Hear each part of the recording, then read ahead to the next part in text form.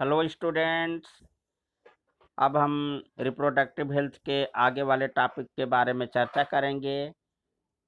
पिछले वीडियो में हमने देखा कि एसटीडीज के बारे में बताया था, कंट्रासेप्टिव्स के बारे में बताया था, उनसे किस तरीके से हम बच सकते हैं इसके बारे में जाने। अब यहाँ पे रिप्रोडक्टिव हेल्थ में हमने बताया कि हम असिस्ट करते हैं जो मेंबर्स हैं, हमारे सिटीजन्स हैं, उनको अगर कोई प्रॉब्लम है तो उनको हम असिस्ट करते हैं।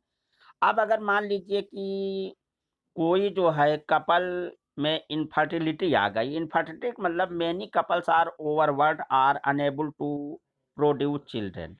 अब कैसे जानते हैं कि कोई कपल जो है इनफर्टिलिटी किसी में है? अगर वो unsafe sex after marriage unsafe sex करते हैं, यानी कोई कंट्रासेप्टिव नहीं यूज करते हैं, पिल्स नहीं लेते हैं, कंडोम नहीं यूज करते हैं, और वो चाहते हैं कि उनको जो है इशू यानी ऑफस्प्रिंग हो, फिर भी 1 या 2 ईयर्स वो जो है अनसेफ सेक्स करने के बाद भी उनको कोई संतान नहीं होती है, तो ये माना जाता है कि कोई न कोई प्रॉब्लम है, और ऐसे पेरेंट्स को हम इनफर्टाइल कहते हैं। अब इसमें मेल भी इनफर्टाइल हो सकता है, फीमेल भी हो सकता है। Some of the reason of infertility, ऐसा होता क्यों है? एक तो हो सकता है कि कंजेनियल कोई डिजीज हो, कंडेनियल डिजीज के कारण भी इनफर्टिलिटी आ सकती है। दूसरा, ड्रग अगर एडिक्ट हो सकता है, या इम्यूनोलॉजिकल और साइकोलॉजिकल फैक्टर्स हो सकता है। इसके अलावा जो यूरिनरी जो रिप्रोडक्टिव ऑर्गन्स हैं उसमें भी कोई डिफेक्ट होने से इनफर्टिलिटी आ सकती है। तो इनको हम हेल्प कर सकते हैं, इनको भी संतान हो सकती हैं। तो specialised facilities clinic can help diagnose and treat infertility. तो हम इनफर्टिलिटी को भी हम वो दूर कर सकते हैं। अब कैसे हम दूर कर सकते हैं इसके बारे में हमें जानेंगे। अब इसमें है कि the couples can be assisted, किस तरीके से इनको असिस्ट कर सकते हैं। To have children through techniques called assisted reproductive technologies, ART। क्या है? असिस्टेड रिप्रोडक्टिव टेक्नोलॉजी के माध्यम से हम उनको असिस्ट कर सकते हैं।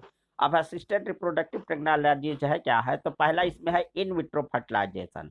तो fertilisation takes place outside the body, इसीलिए इसको टेस्ट ट्यूब बेबी कहते हैं। यहाँ केवल फर्टिलाइजेशन होता है, बेबी का डेवलपमेंट टेस्ट ट्यूब में नहीं होता है।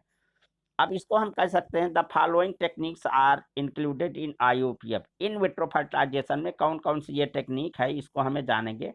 पहला है जिफ्ट।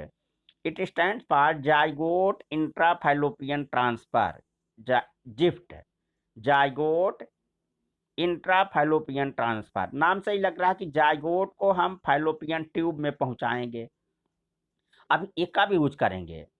इसमें क्या होता है, एक मेल से हम स्पर्म लेते हैं, inject the sperm from a donor male. अब डोनर से क्यों लेंगे, उसी मेल से क्यों नहीं लेंगे?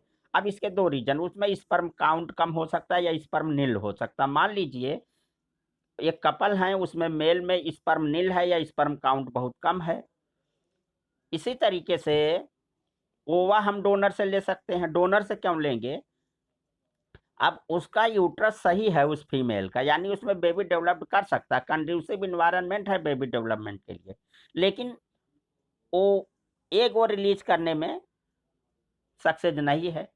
तो हम क्या कर सकते हैं, डोनर से स्पर्म ले लिया, और जो है एग ले लिया फीमेल से। इनको टेस्ट ट्यूब में हम बाहर बाहर फर्टिलाइजेशन कराएं, और अब फीमेल में हमने बताया कि अगर उस फीमेल में यूट्रस जो है कंडेंसिव है, वहाँ डेवलपमेंट होता, तो उसके इसके फैलोपियन ट्यूब में हम यहाँ ट्रांसफर कर देते हैं। तो अब जो the zygote so form is transfer to the fallopian tube at the 8 blastomere stage. यहाँ ये ध्यान, ये क्वेश्चन आता है खूब। 8 ब्लास्टोमियल स्टेज जो होता है, 8 सेल्स होती है। आप लोग जानते हैं कि जाइगोट जो है माइटोटिक डिवाइड करता, पहले ये जाइगोट है, फिर इसमें 2 सेल हुआ, फिर इसमें 4 सेल हुआ, फिर इसमें 8 सेल हुआ। तो 8 to 16 सेल्स तक में इसको हम वहाँ कर सकते हैं। इससे ज़्यादा सेल हो जाएंगे तो हम इसको डायरेक्ट यूट्रस में पहुँचाएंगे। दूसरा होता IUT होता है, it stands for intra uterine transfer. अब वहाँ फैलोपियन ट्यूब में ट्रांसफर किए थे, यहाँ यूटेराइन में ट्रांसफर किए थे। यहाँ पर भी हमें ध्यान देने, इन this technique embryo with more than 8 blastomere. अब 8 ब्लास्टोमियर से ज़्यादा हो जाएगा तो हम डायरेक्ट इम्प्लांटेशन के लिए उसको यूट्रस में ही हम पहुँचाएँगे। तीसरा आता है गिफ्ट। गिफ्ट क्या होता है, देखिए स्टैंड पर गैमीट इंट्राफैलोपियन ट्रांसफर। अब यहाँ जाइगोट नहीं पहुँचा है, सीधे गैमीट को ही पहुँचा है। अब गैमीट में क्या, इंट्राफैलोपियन फैलोपियन में पहुँचाना है, तो सीधी सी बात है कि यहाँ पे हम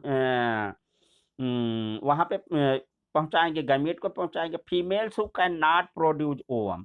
अब मान लीजिए कि ऐसी फीमेल है ओवम नहीं प्रोड्यूस कर सकती, बट कैन प्रोवाइड सूटेबल, और उसकी यूट्रस सही है, तो हम क्या करते हैं, डोनर से किसी दूसरे फीमेल से ओव्यूल लेते हैं और उसके फैलोपियन ट्यूब में पहुंचाएंगे, और जब वो नेचुरली जो है इंटरकोर्स करेगी अपने हस्बैंड के साथ, तब ये जो है फर्टिलाइजेशन हो जाएगा।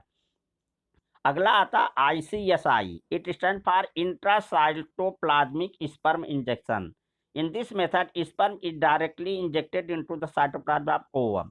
अब स्पर्म हम लिए, डोनर से स्पर्म ले सकते हैं, तो साइटोप्लाज्म में सीधे ही पहुंचा सकते हैं। कुछ में हमने एक क्वेश्चन दिया था, बच्चे जो है उसमें बहुत कंफ्यूजन क्रिएट कर रहे थे। Artificial insemination, in this technique the semen collected from the husband or a donor is injected into the vagina or uterus.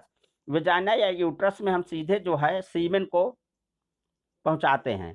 अब नेचुरल इंटरकोर्स से क्यों नहीं, क्योंकि उस कपल में, उस मेल में क्या है, या तो स्पर्म काउंट लो है, स्पर्म काउंट लो है तो डोनर से ले सकते हैं। This cures the infertility arising from inability of male partner to ejaculate. अब इसमें क्या हो सकता है, मेल पार्टनर में इजैकुलेशन वो नहीं कर पा रहा, यानी वो सेक्स नहीं कर रहा, चाहे उसमें जो है कोई एबनॉर्मलिटीज हो, पेनिस में इरेक्शन ना हो रहा हो, तो हम क्या करते हैं, स्पर्म को ले करके उसको इंसेमिनेट कर दे। स्पर्म बन रहा है, उसमें स्पर्म बन रहा है, या लो स्पर्म है स्पर्म लेकिन लो स्पर्म है, तो हम क्या करते हैं, कुछ हेल्दी स्पर्म को ले लेते हैं जो मोटाइल हो, हेल्दी हो, बाहर उनको हम आइसोलेट कर लेते हैं, फिर उस कपल के फीमेल में उसको हम इंसर्ट कर देंगे, और इस तरीके से डेवलपमेंट बेबी का वहाँ होगा। तो इनफर्टिलिटी को ट्रीट करने के डिफरेंट से ये मेथड हैं। इसी के साथ ये चैप्टर आप लोगों का ख़त्म हुआ। नेक्स्ट चैप्टर हम कल से हम नेक्स्ट चैप्टर ये स्टार्ट करेंगे। Thank you.